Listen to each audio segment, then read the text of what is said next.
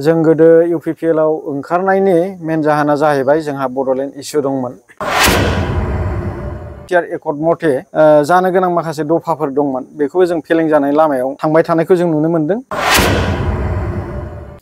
UPPL आव थानानै माखासे समाज आरो हारिखौ सिबिनायाव माने गोबां हेंथा मोनदों आरो जों गोदो इउपिपिएल आव ओंखारनायनि मेन जाहोना जाहैबाय जोंहा बड'लेण्ड इस्यु दंमोन।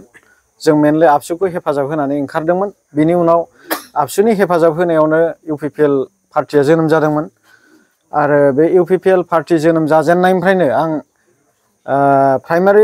प्राइमारिनि जोंनि बेंटल प्राइमारि कमिटि इउपिपिएल नि जेनेरेल सेक्रेटारि हिसाबै मावबोदोंमोन आरो बिनि उनाव आङो प्रेसिडेन्ट हिसाबै खामानि मावदों आरो बिनि उनाव आङो ब्लक लेभेलाव माने एग्जिकिउटिभ मेम्बार बा केबिनेट मेम्बार हिसाबै खामानि मावदोंमोन।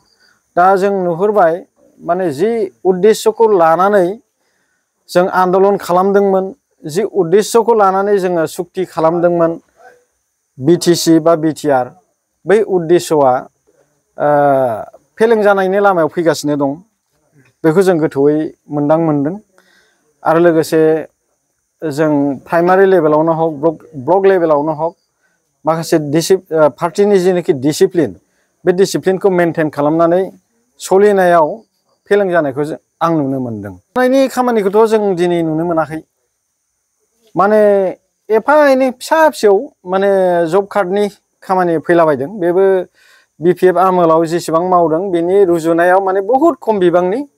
आरो दानि जिनाखि माने बिटिआर एकर्ड मथे जानो गोनां माखासे दफाफोर दंमोन, बेखौबो जों फेलें जानाय लामायाव थांबाय थानायखौ जों नुनो मोनदों। जेरै हमनानै ला जोंहा जेन'बा नै जोंना बिक्रम दैमारि सार बिथांमोनहा जेनोखि आरटिआइ नि गेजेरजों सैथो बाथ्राखौ पाब्लिकनि गेजेराव फोसावनानै होदों।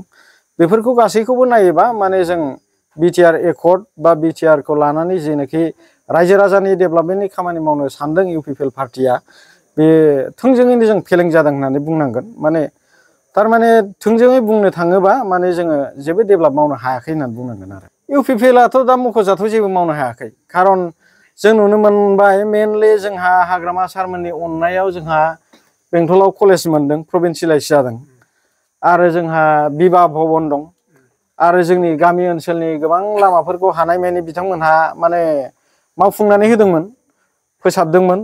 नाथाय दिनै मोनसेबो बेफोरबायदि जों डेभेलपमेन्ट खामानि मावनायखौ जों नुनो मोनाखै। बेसे सम दंमोन नोंथाङा? आंथ' इउपिपिएल जोनोम जाजेननायनिफ्रायनो आं नेहाथारि हिसाबै खामानि मावदों आरो बिनि सिगां आं माने जेबो बिबान गैयाबाबो प्रमद बर'नि दैदेननायाव जिनाखि आलादा बड'लेण्डनि माने सोमावसारनाय जादोंमोन, बै सोमावसारनाय समाव आं साइलेन्ट वार्कार हिसाबै आं खामानि मावदोंमोन आरो रायजोनि जानानै। रायजोफोरखौ लानानै आसा खालामनाया बेनो, माने आंनि सायाव गोबां फोथायनाय दंमोन नैबे बिक्रमपुर ओनसोलनिया आरो दाबो बिथांमोनहा आंनि सायाव फोथायनाय दं होननानै आं मोनदां बा सानदों।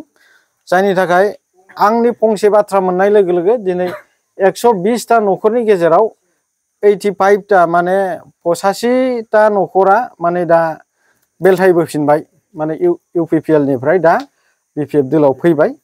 आरो आं ओरैबायदि सानो, दा जोंना नैबे दासो जोंनि सिगाङाव बिबुंथि लाखिलांनाय जिसुआ सुमफ्रामारि सार बिथांमोनहा बिथाङा जिहेतु दोलोआव गैयै समावनो माने रायजोनि समाजनि मोजांनि थाखाय खामानि मावदों आरो बिथाङा दिनै दोलोआव थानानै जुदि सरखार दानो हायोब्ला बेसेबांदि माने जौगानायनि खामानि मावगोन, बेखौ जोङो सुनो हानाय नङा आरो बिनि अनगायैबो जोङो दाथ' कमप्लिटलि जोंनि समाजनि माखासे जेन'बा सोलोंथाइ बिथिङावबो खामानि मावनायाव जों फेलें जानायखौ नुनो मोनदों। जेन'बा हमनानै ला माखासे दुलाराय बर' फरायसा आफादनि जायनाखि मावथि बिथांमोना जेरैबायदि दायथ' लानानै खामानि मावनांगौमोन, बेफोरखौबो जों फेलें जानायखौ नुनो मोनदों।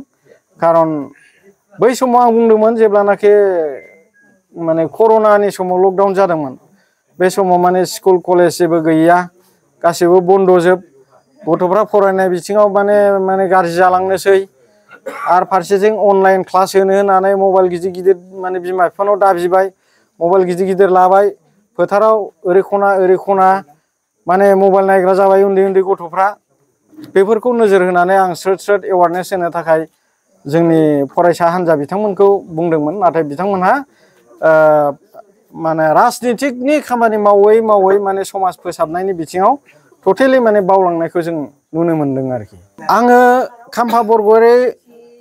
खाम्फा बरगयारी सार बिथांनि देरहासारनायखौ आं लुबैदों मानो होनोबा बिथाङा माने राजनितिक बिथिङाव माने जोबोद फुराना आरो बिथांनि एक्सपिरियेन्सजों जों जानला मोनला मानसिया सुनो हाया आरो बिथाङा लेंगुवेज बिथिङावबो हिन्दी इंलिश गासैबो बिथिङावनो माने बिथाङा बांला गोबां माने भाषाफोरखौ बिथाङा रोंगौ दा बे हिसाबै माने बिथाङा जोंनि समस्याफोरखौ दिल्लीयाव थांनानै पार्लियामेन्टआव माने बुंथिहैनाय बा जोंनि सुजुग सुबिदानि थाखाय दाबिनानै लाबोनायाव जेबो खामानि मावनो हागोन जेबो हेंथा जानाय नङा बेखौ आं मोनदांनो मोनो ओंखायनो बिथांनि जानानै नांगोलनि सावगारियाव भट होनो थाखाय आं रायजो राजाखौ खावलायगोन आरो